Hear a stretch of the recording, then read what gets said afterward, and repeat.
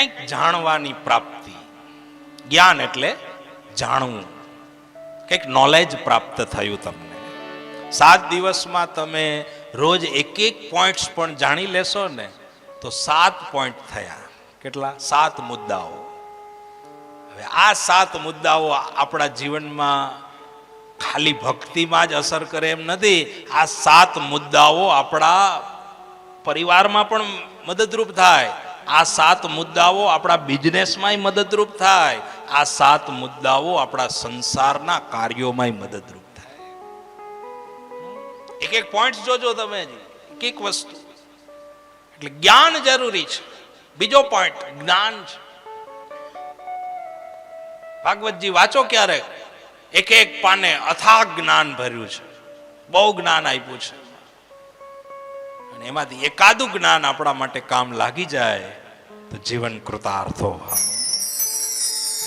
કૃતાર્થ લાગવાનું જ કામ લાગે, નથી લાગે એવું નથી. એક મુદ્દો મહત્વનો છે.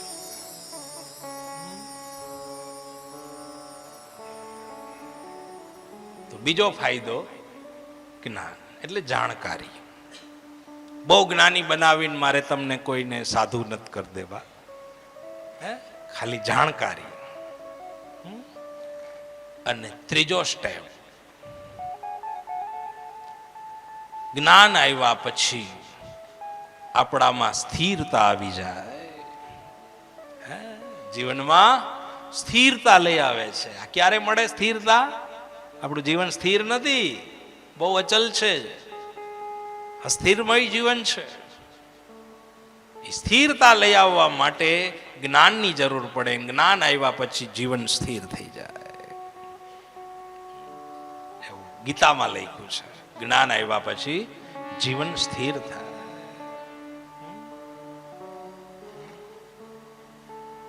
તો સ્થિરો ભવઃ, જેમ આશીર્વાદ આપીએ ને, આયુષ્યમાન ભવ ને ગુણવાન ભવ ને વિદ્યાવાન ભવ, એમ હવે આ આશીર્વાદ ભી આપવા જેવો છે. સ્થિરો ભવ, તમે સ્થિર થઈ જાઓ. લોકો સ્થિર નથી હજી. હો હા, 60 વર્ષે સ્થિર નથી થયા, હજી અનબેલેન્સ છે જીવન. આપણું બહુ અનબેલેન્સ છે. ઘરે બેઠા બેઠા આપણે સ્થિર નથી રહી શકતા, શાંતિ જ નથી રહી શકતા. અહીં બેઠા બેઠા સ્થિર નથી રહી શકતા.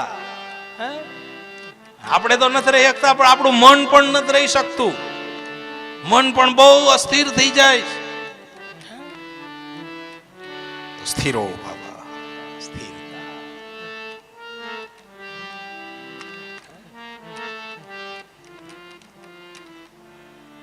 આ બધું ક્યારે મળશે? શ્રીમદ ભાગવત સાંભળશો ત્યારે. એટલે લખ્યું છે,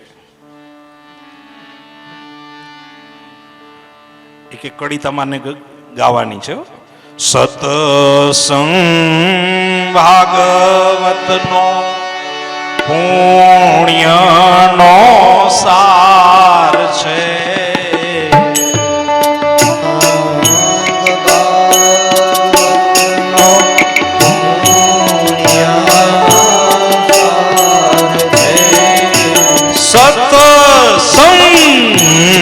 ભાગવતનો પુણ્યનો સાર છે.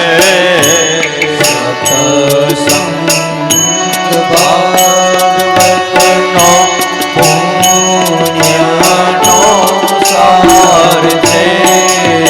ભાગ્યશાળી જીવો આવીએ મનાય છે.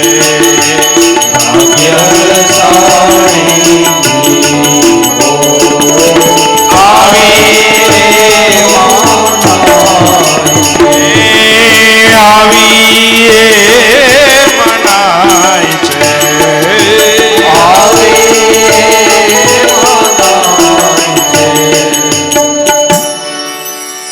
સતસંગ ભાગવતનો શું કીધું? પુણ્યનો સાર છે. આમાં બધો જ સાર, તમામ પુણ્યોનો સાર છે. આ સાંભળવાથી પણ પુણ્ય ઉદ્ભવિત થાય.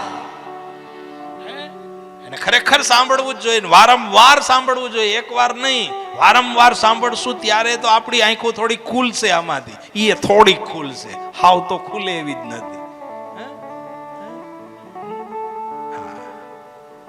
ચીના જેવી આંખો થઈ ગઈ આપણી, ખુલે જ નહીં. આપણને એમ થાય કે આંખો બંધ છે, ખુલી એ ખબર ન પડે. ખુલે નથી કીધું મારી આંખ ખુલી ગઈ હવે, એટલે કે કોઈ નિંદ્રામાંથી ખુલી ગયા, કોઈ તંદ્રામાંથી ખુલી ગયા, કોઈ સંસારમાંથી ખુલી ગયા, કોઈ માયામાંથી અલિપ્ત થઈ ગયા, કોઈ જીવ ભગવદ આશ્રિત થઈ ગયા.